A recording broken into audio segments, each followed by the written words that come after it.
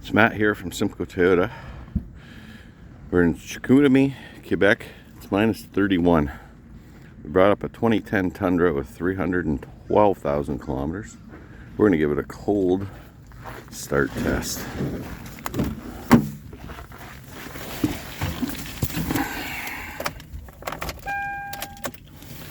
So we got power, minus 31 degrees Celsius.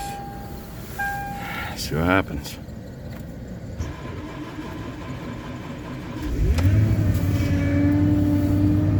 She cranked over a little slow, but she started. Good old faithful.